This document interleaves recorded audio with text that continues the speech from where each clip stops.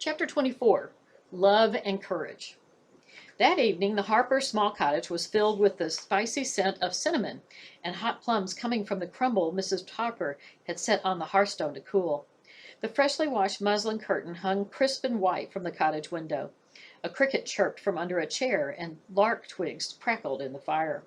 As Forrest bit into the hearty piece of bread, he seemed to notice everything around him as if he were seeing it for the last time. He noticed how kind his mother's round face was, how comforting her voice as she shushed Beatrice in her cradle. He noticed his father's hands as he filled his pipe. The strength of those hands and the gentleness of them struck Forrest now. Even his sister Mary's smile seemed especially sweet to him. After the meal, Forrest made a point of telling his mother how good her crumble tasted.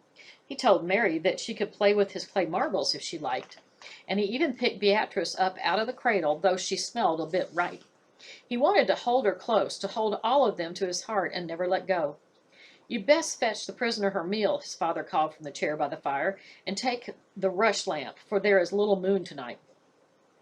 Forrest felt his heart begin to race at once at the thought of the darkness and the danger ahead of him. He kissed Beatrice's soft cheek before gently placing her back in her cradle. Meanwhile, his mother packed the basket for Maddy. "I've added an extra piece of crumble," she said, and seeing her husband's raised eyebrow, she added, "She may be a Scot, but she is still a young girl all alone. The poor thing will have little to cheer her in these dark days ahead." Forrest avoided his mother's eyes and steadied his shaking hands as he reached for the long tin on the sideboard. He opened the box and pulled out a rush that had been rubbed with fat. "Let me light it. Oh, do let me," Mary pleaded, taking the rush from his hand. Forrest watched as she held the tip of the rush to the fire until the fat began to sizzle and burn. "Mind your skirts, Mary," the Ravenmaster warned. Mary dutifully backed away from the hearth and handed her brother the lit rush. Forrest secured the iron clip onto the lamp and turned to leave. "Have a care, dear," his mother warned as she placed the basket in his free hand, "and do not tarry long, for there is a chill in the air." On any other night Forrest would have rushed out the door, hardly taking notice of his mother's fussing, but on this night he heard the concern in her voice and saw the love in her eyes. He wanted to tell her that it was not the chill in the air she needed to worry about, but something far more dangerous. For if things did not go well, he would never see any of them again. Forrest felt his resolve begin to weaken, but when he thought of Maddy facing John Wilcox's axe, he knew that he could not let her down.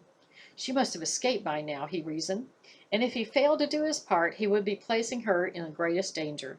If someone else could discover that she was not in her cell, they would hunt her down. Every second counted, and he was desperate not to waste a single one. With his basket in one hand and his lamp in the other, he started out the door. "Have a care," he heard his mother call again as he stepped outside, "and stay away from the moat." Once outside, Forrest held up his lamp to light the way. A thick fog had swallowed up the path except for the glow of the candle of a nearby cottage window. As he walked, Forrest's knees grew weaker.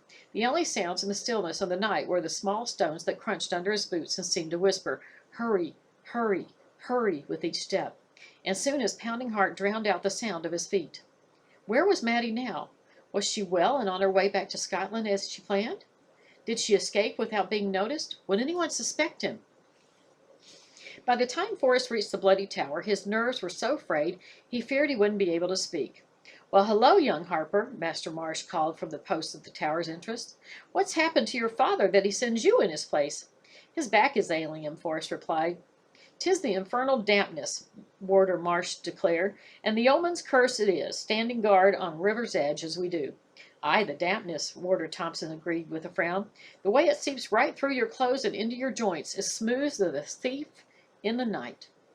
But the warder's face suddenly brightened. "Don't suppose the dampness bothers the ravens much," he said. "I hear from Henry Bothy that your Tuck has learned quite a few good tricks." Forrest nodded as he edged toward the tower steps. "What's your hurry, young Harper?" Warder Thomas smiled. "'Tis only a prisoner's meal you've got to deliver. Why not show us what your raven can do?" Warder Marsh said jovially as Forrest took the keys to Maddy's cell from the wall. "Aye, sir, I'd be happy to," Forrest replied, "but I have work to do first," and he hurried into the tower. Up and up and up he climbed into the darkness, around and around the spiraling stairs. He reached out to brace himself on the cold, damp stones that encircled him. With each step he felt the grip of doubt and fear. His hands shook so badly he nearly snuffed out the flame of his lamp. When he finally reached the darkened cell, he held his breath and sighed with relief as he raised the light to the bars of the door. There in the corner lay a girl covered in Maddy's cape. She appeared so still that Forrest feared she was dead. As quietly as he could, he fit the key into the lock and pushed the door open. He stepped inside, and as he was about to set the basket on the table, the girl stirred. And as she sat up and turned around, Forrest found himself looking directly into a pair of piercing bluebell eyes. "Maddy!" Forrest cried in horror. "Oh, Maddy!" Should Maddy be there? She should already be gone. Something hasn't worked with the plan. We'll find out what happens next when we get to the next chapter. See you later, guys.